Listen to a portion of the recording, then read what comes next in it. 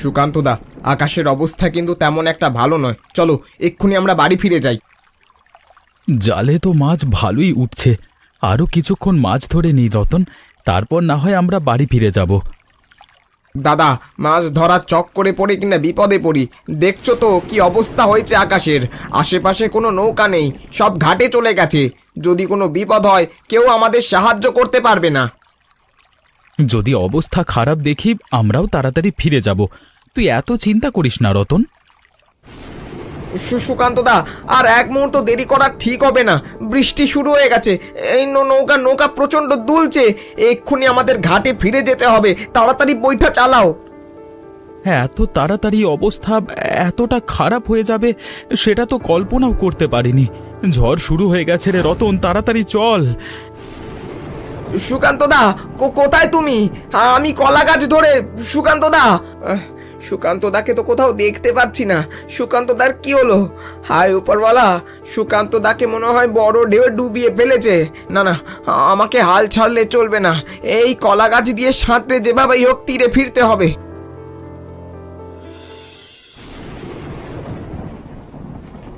রাধিকাদি, রাধিকাদি, পূজা বাড়িতে আছিস নাকি? ও রাধিকাদি। কি করো রতনদা? এই ঝড় বৃষ্টির মধ্যে তুমি একা? পূজার বাবা কোথায়? পূজার বাবাকে তো দেখতে পাচ্ছি না। কি হয়েছে রতনদা? তুমি এভাবে চুপ করে দাঁড়িয়ে আছো কেন? সুকান্ত কোথায়? তাকে দেখছি না কেন? কিছু হয়েছে নাকি? তুমি আমাকে ক্ষমা করে দাও রাধিকাদি, আমি সুকান্ত দাকে বাঁচাতে পারলাম না। তুমি কি বলছো? বাঁচাতে পারলে না মানে? আমার স্বামীর কি হয়েছে? সুকান্ত কোথায়? বলো, সুকান্ত কোথায়? প্রচন্ড ঝড় বৃষ্টি শুরু হয়েছিল, আর নৌকা নিয়ে তীরে ফিরছিলাম, এত বড় ঢেউ এসেছে, নৌকা উল্টে গেছে। আমি কোনোভাবে পাশে থাকা ভেসে থাকা একটি কলা গাছ ধরেছিলাম, কিন্তু সুকান্ত দা ওই যে ডুবে গেল, আর উঠলো না। আমি অনেকক্ষণ ধরে তাকে খুঁজেছি, কোথাও তাকে খুঁজে পাইনি। তুমি আমাকে ক্ষমা করে দাও রাধিকা বৌদি। না না, আমি কোনোভাবে বিশ্বাস করি না, এ হতে পারে না। আমার স্বামী কোথায়? কি হয়েছে আমার বাবার? কি হয়েছে? আমার বাবা কোথায় রতন কাকা?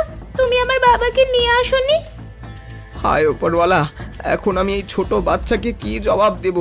তুমি কেন আমাকে নিয়ে গেলে না? তুমি তুমি এক্ষুনি আমাকে নিয়ে চলো, আমি সুকান্তকে ঠিক খুঁজে বের করব। সুকান্ত মরে গেছে এটা আমি কিছুতেই বিশ্বাস করি না, বিশ্বাস করি না আমি। পাগলামি করো না রাধিকা বৌদি, এখন নিজেকে সামলাতে হবে। পূজার কথা ভেবে নিজেকে সামলাও, আর কোনো চিন্তা করো না, আমি আছি তোমাদের পাশে।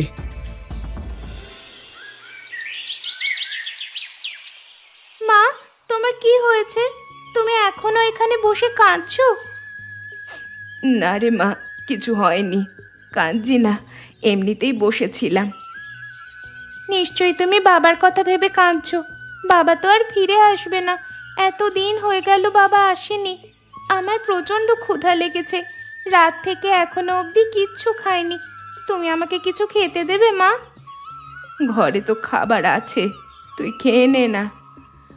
ঘরে কোনো খাবার নেই মা, সব খাবার শেষ হয়ে গেছে। কি বলছিস তুই? ঘরে কোনো খাবার নেই? সব খাবার শেষ হয়ে গেছে? কখন সব কিছু শেষ হয়ে গেল? কালকে রাতেই তো সব কিছু শেষ হয়ে গেছে, বাজার নেই, বিস্কুট মুড়ি কিছুই নেই। তাহলে এখন আমাদের কি হবে? কি হবে সেটা আমি কিভাবে বলবো? রতন কাকা বাজার করে দিয়ে গিয়েছিল, সে তো আর প্রতিদিন দিয়ে যাবে না, আমাদেরই কিছু একটা ভাবতে হবে মা। আমি এতটা তোর বাবার জন্য চিন্তিত হয়ে পড়েছিলাম, সংসারের প্রতি আমার কোনো খেয়াল ছিল না। তুই কোনো চিন্তা করিস না মা, আমি দেখছি কিছু একটা করতে পারি কিনা। তুমি কি করবে মা? কি আর করব, কাজ খুঁজতে হবে, যদি কোনো কাজ পেয়ে যাই তাহলেই হলো। আমাকেও তোমার সাথে নিয়ে যাও মা। তাহলে বাড়ি খালি থাকবে, তুই বাড়িতে থাক মা, আমি দেখি কিছু করতে পারি কিনা।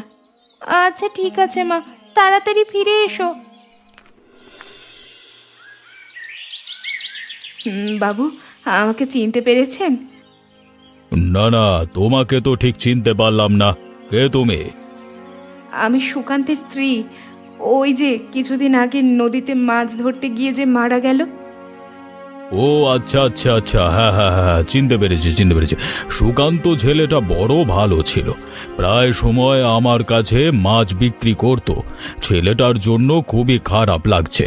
তা তুমি হঠাৎ করে আমাদের বাড়িতে কি মনে করে? বাড়িতে আমার একটা ছোট মেয়ে আছে, স্বামী নেই, রোজগার নেই, কিভাবে যে সংসার চালাবো কিছুই বুঝতে পারছি না।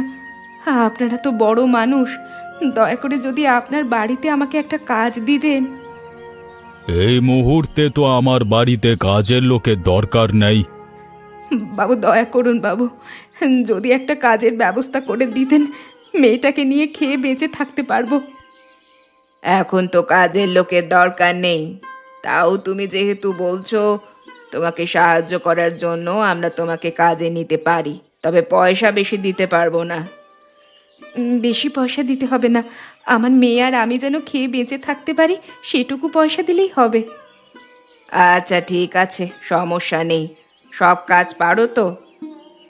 হ্যাঁ হ্যাঁ, আমি সব কাজ পারি, কাজ নিয়ে কোনো সমস্যা নেই, যা বলবেন আমি সেটাই করব। আচ্ছা ঠিক আছে, কালকে তাহলে সকাল সকাল কাজে চলে আসবে, মনে থাকে জানো।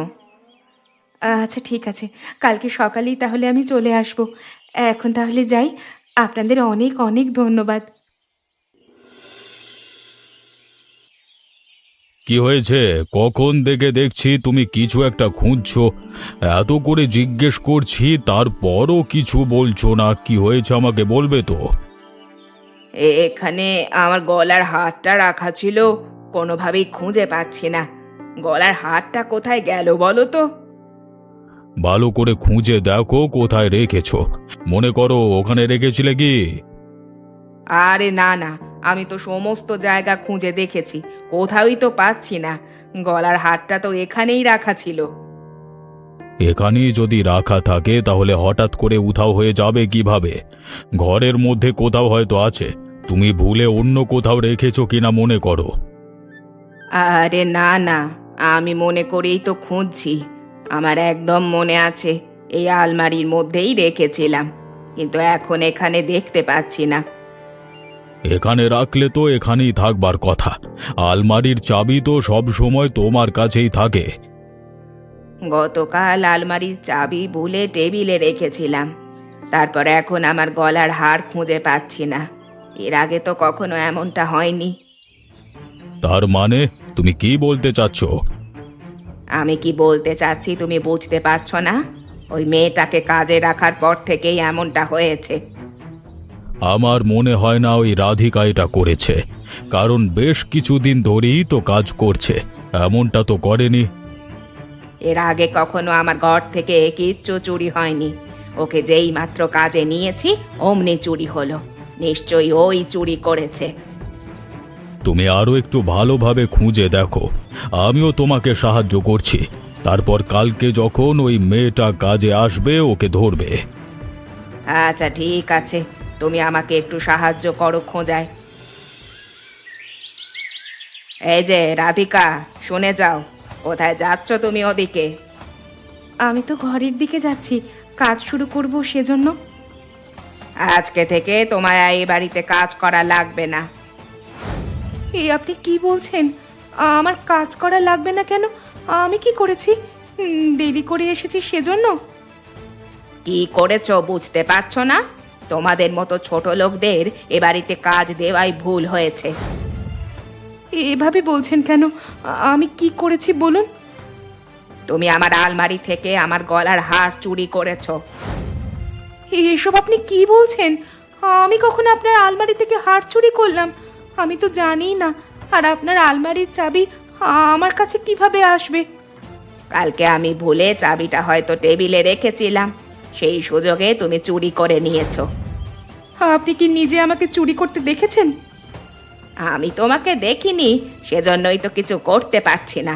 কাজ থেকে বের করে দিচ্ছি, নিজের চোখে দেখলে তোমার বিচার বসাতাম। বিশ্বাস করেন, আমি কোনো চুরি করি না, আমাকে কাজ থেকে বের করবেন না। আর একটা কথাও তোমার মুখ থেকে আমি শুনতে চাই না। এক্ষুনি এ বাড়ি থেকে বের হয়ে যাও, না হলে জোর করে বের করব কিন্তু। কি হয়েছে মা? তোমাকে এত চিন্তিত দেখাচ্ছে কেন? কি করব কিছুই বুঝতে পারছি না রে। অনেক জায়গায় কাজের সন্ধান করেছি, কেউ তো আমাকে কাজই দিতে যাচ্ছে না, সবাই আমাকে চোর বলছে। তুমি যে চুরি করনি সেটা আমি ভালো করেই জানি, হঠাৎ করে ওরা কেন যে তোমাকে চোর বললো? কেন বলেছি সেটা তো আমি বুঝতে পারছি না, কিন্তু আমার নাম খারাপ হয়েছে। সারা গ্রাম সবাই আমাকে চোর ভাবছে, কেউ আমাকে কাজ দিতে চায় না। তাহলে এখন কি করবে মা? কি করব কিছুই তো বুঝতে পারছি না। ঘরে যেটুকু যা টাকা পয়সা আছে কিছুদিন পরে শেষ হয়ে গেলে আমাদের কি হবে? আমার কাছে একটা ভালো বুদ্ধি আছে। কি বুদ্ধি বল তো শুনি। আমাদের কাছে যেটুকু টাকা আছে তা দিয়ে আমরা যদি একটা ব্যবসা শুরু করি তাহলে ভালো হয়। আমরা ব্যবসা শুরু করব? কি ব্যবসা করতে চাচ্ছিস বল তো শুনি, তোর বুদ্ধিটা কি? গ্রামের বাজারে আমরা চাইলে একটা ফুচকার দোকান দিতে পারি মা। অনেক বাচ্চারাই তো ফুচকা পছন্দ করে, বড়রাও পছন্দ করে। আমাদের দোকানটা ভালোই চলবে।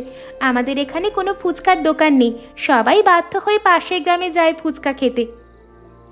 বুদ্ধিটা তুই খারাপ দিসনি, কিন্তু এটা করলে ভালোই হয়। তাহলে আর বসে বসে সময় নষ্ট করবার কোনো দরকার নেই। কালকে থেকেই আমরা ফুচকার ব্যবসা শুরু করে দেই মা। কালকে থেকেই শুরু করে দেব তাহলে? দুজনে মিলে যদি আমরা কাজ করি দেখবে আমাদের দিন ফিরে যাবে মা।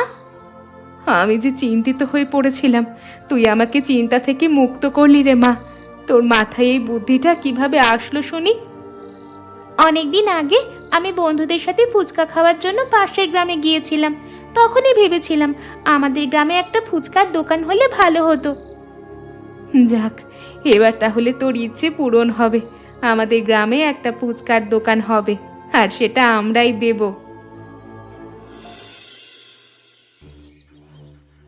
তুমি আবার এখানে ফুচকার দোকান দিয়েছো?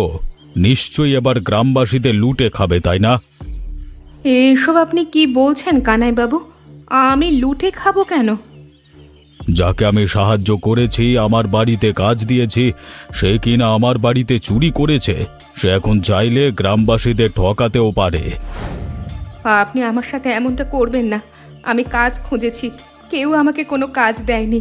এখন একটা দোকান দিয়েছি, আপনি আমার ব্যবসাটা খারাপ করবেন না দয়া করে। এই গ্রামে চোরের কোনো দোকান হতে পারে না। তোমরা এখন এখানে দাঁড়িয়ে আছো কেন? সবাই এখান থেকে চলে যাও, চোরের দোকান থেকে বিদায় হও।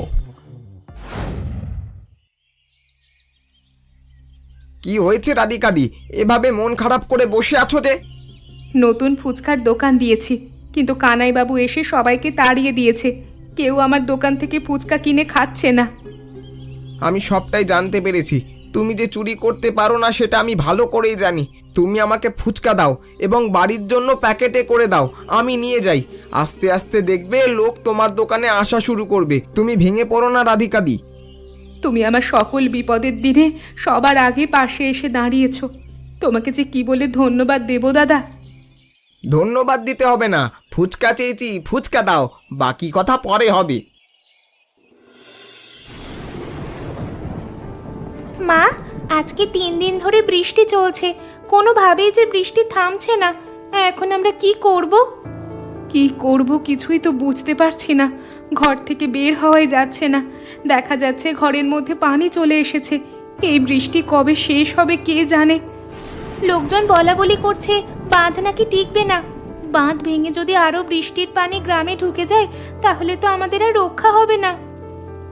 ঘরে কতগুলো ফুচকা নষ্ট হয়ে যাচ্ছে। এভাবে যদি সবকিছু নষ্ট হয়ে যায় আমরা তো একদম না খেয়ে মরবো রে মা। সেটাই তো ভাবছি, আমাদের এবার কি হবে? পানি তো বেড়েই চলেছে, মনে হচ্ছে ঘর ডুবে যাবে। কিছু ফুচকা এখনো রয়েছে, এগুলো বাঁচাতে হবে মা, না হলে বিশাল বড় লোকসান হয়ে যাবে মা। বাঁচিয়ে কি বা করব? কোনোভাবেই তো বিক্রি করতে পারবো না। কবে বৃষ্টি থামে পানি নেমে যাবে সেটা তো আর আমরা বলতে পারছি না। তবে আমাদের অবশ্যই কিছুটা ফুচকা বাঁচাতে হবে, না হলে আমাদের সবকিছু একদম শেষ হয়ে যাবে। কি করে বাঁচাবো বলতো মা? নিজেরাই বাঁচতে পারবো কিনা সেটা নিয়ে ভাবছি। তুমি একটা কাজ করো মা, দোতলার ওপর বা চালের ওপরে কিছু উঠিয়ে রাখো, আমি তোমাকে সাহায্য করছি। আচ্ছা ঠিক আছে, তুই আমাকে সাহায্য কর, আমি দেখছি কিছু বাঁচানো যায় কিনা। কি গো, তোমাদের কি অবস্থা? চালের ওপরে উঠে বসে আছো যে? আমাদের আর অবস্থা, আমাদের সব কিছু শেষ হয়ে গেছে, কোনোভাবে জীবন বাঁচিয়েছি। এখন তো বৃষ্টি কমে গেছে, কিন্তু নদীর পানি এখনো নামছে না। বৃষ্টির পানি নিয়ে জমে সব কিছু ভাসিয়ে নিয়ে যাচ্ছে, কিভাবে নদীর পানি কমবে? তোমাদের অবস্থা দেখছি খুবই খারাপ। কি করব কিছুই বুঝতে পারছি না দাদা। কতগুলো ফুচকা যে নষ্ট হয়ে গেছে, এই ফুচকাগুলো যদি নষ্ট হয়ে যায় একদম সব কিছু শেষ হয়ে যাবে। ওইদিকে মনে হচ্ছে দোকানটাও ডুবে গেছে। আমার কাছে একটা বুদ্ধি আছে, সেজন্যই তোমাদের এখানে আসলাম। কি বুদ্ধি বলো তো রতনদা? আমি তোমাদের জন্য নৌকা নিয়ে এসেছি। তোমরা চাইলে আমার নৌকাটায় করে ফুচকা নিয়ে সবার বাড়ি বাড়ি বিক্রি করতে পারো। এই বর্ষার সময় নিশ্চয়ই সবাই ফুচকা পছন্দ করবে। সত্যি বলছো রতনদা? তোমার নৌকাটা আমাদের দেবে ফুচকা বিক্রি করার জন্য? অবশ্যই দেব, তবে আমার একটা শর্ত আছে। শর্ত? কি শর্ত বলো তো? আরে ভয় পেতে হবে না, তেমন কোনো বড় শর্ত নাই। এখন কিছু ঝাল ফুচকা আমাকে দিয়ে দাও, বাড়ি গিয়ে সবাইকে নিয়ে খাবো। তারপর আমার নৌকা নিয়ে তোমরা প্রতিদিন বিক্রি করো, তবে প্রতিদিন আমাদেরকে কিছু ফুচকা খেতে দিতে হবে। আচ্ছা ঠিক আছে, কোনো সমস্যা নেই। তোমাদের ফুচকা আমরা এমনিতেই খাওয়াবো। যে সাহায্য তুমি করেছো সেটা ফুচকা খাওয়ালেও শোধ হবে না।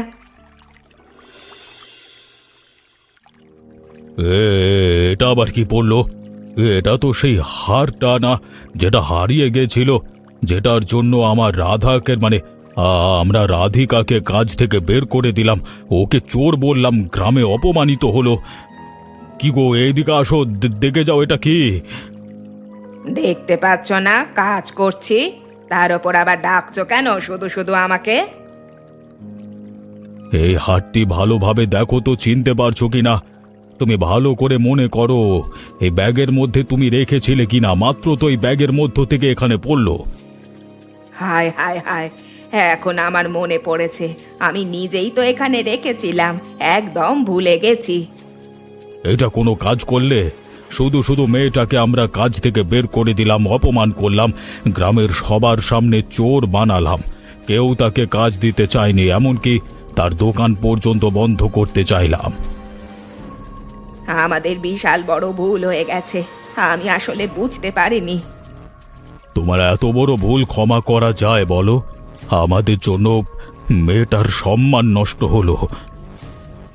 আমি ভুল করেছি, অবশ্যই মেয়েটার কাছে ক্ষমা চাইবো।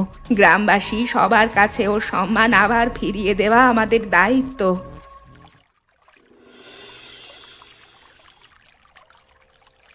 কানাই বাবু, কদিন ধরেই তো বৃষ্টি হচ্ছে, বৃষ্টির পানি জমে বন্যায় পরিণত হয়েছে। নিশ্চয়ই আপনি ঘর থেকে বের হতে পারছেন না।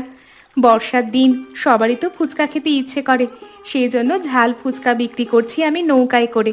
অনেক ফুচকা নষ্ট হয়ে গেছে, অল্প দামই তাই বিক্রি করছি, যদি কিছু কিনতেন। রাধিকা, তুমি এখানে? আমরা তো তোমার কথাই বলছিলাম। দয়া করে কিছু ফুচকা কিনে নিন, আমার অনেক উপকার হবে। তুমি আমাদের ক্ষমা করে দাও রাধিকা, আমরা আসলে ভুল করেছি। আপনারা ভুল করেছেন? আপনারা আমার কাছে ক্ষমা চাইছেন কেন? আমি তো কিছুই বুঝতে পারলাম না। তুমি যে হার চুরি করনি সেটা আমরা বুঝতে পেরেছি। যে হারটা হারিয়ে গিয়েছিল সেটা আজকে আমি পেয়েছি, এই মাত্র। তখনই তো আমি বলেছিলাম আমি চুরি করিনি। যাই হোক, চোরের অপবাদ থেকে তো মুক্ত হলাম, নিজে এখন একটু শান্তি নিয়ে বাঁচতে পারবো। সবাই ভাবে আমি চোর। তুমি আমাদের ক্ষমা করে দাও, গ্রামবাসী সবাই তোমাকে ভুল বুঝেছে আমার জন্য।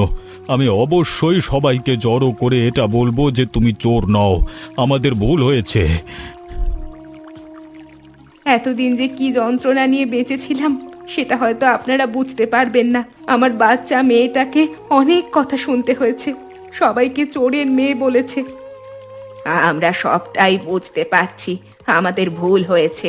তুমি আমাদেরকে ক্ষমা করে দাও রাধিকা, আমরা সব কিছু সমাধান করে দেব। চোর অপবাদ থেকে যে নিস্তার পেলাম এটাই আমার জন্য আনন্দের। তুমি না ঝাল ফুচকা বিক্রি করছো নৌকায় করে, দাও দাও, আমাদেরকে ফুচকা দাও। তোমার ফুচকা খেয়ে দেখি কেমন হয়েছে। একটু অপেক্ষা করুন, আমি আর পূজা মিলে এক্ষুনি আপনাদের ফুচকা বানিয়ে দিচ্ছি। বলো তো বন্ধুরা, গলার হারটি পরে কোথায় পাওয়া গিয়েছিল? এমন মজার মজার গল্প দেখতে চাইলে আমাদের চ্যানেলটি সাবস্ক্রাইব করতে ভুলবেন না।